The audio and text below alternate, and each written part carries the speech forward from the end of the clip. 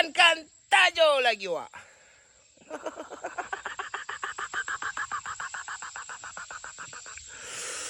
Jadi wak, cerita pagi ni kita angkat tajuk lagi wak. Ini tajuknya wak. Bismillah, semoga ada rezeki pagi ni wak. Umpan aku watan. Jadi lawatan.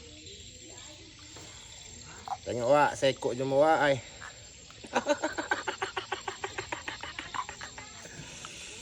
Ombankan lagi ikan semilang dalam periuk wak. Jadi wak, kita lanjut lagi masak. Tak jadi gulai asam pedas wak, gulai nanas lagi wak. Ini nanas, ini ikan. Ombankan lado. Gila, kepul lagi asap wak. Ombankan ikan. Ombankan nanas. Ombankan kuah. Gila wak, berubur lagi kuah. Ombankan mecin. Ombankan garam. Paling hobi lah aku ni wak, ikan semilang gulai nanas. Bapak-bapak sedap ni wak. Goreng ayam setiap hari wak. Dan di sini kita tengok ikan semilang gulai nanas kita sudah masak. Gila. Menyala wak ai.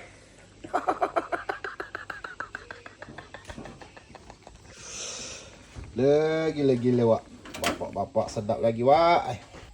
Belinyang lagi wak ai bibir pagi ni.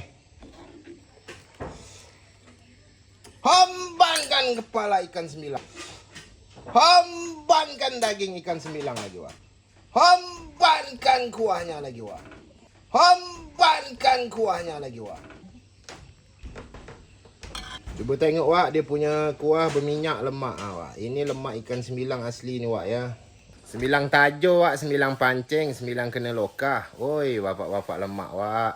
Beda dengan semilang kena empang atau kena belat wak. Sebab ikan semilang kena empang, kena belat itu kurang lemak wak. Badan ikan tu terlanggar daun-daun empang, kain-kain empang tu. Jadi lemaknya berkurang wak. Bismillah.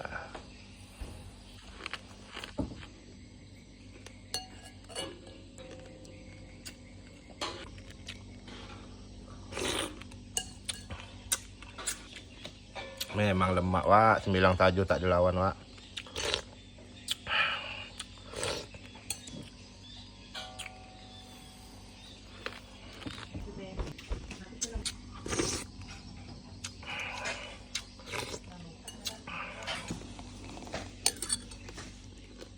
Ini paling mantap wak. Kepala dia ni wak, paling hobi aku wak.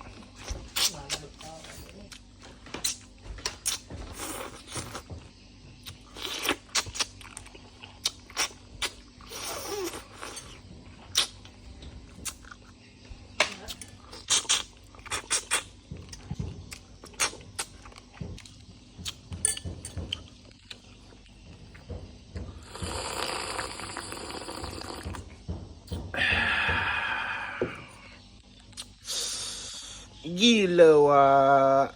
Menyala wak ai.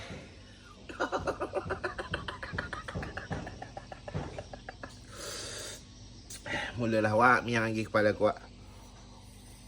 2 pagi dah wak, mak aku makan ikan semilang terus.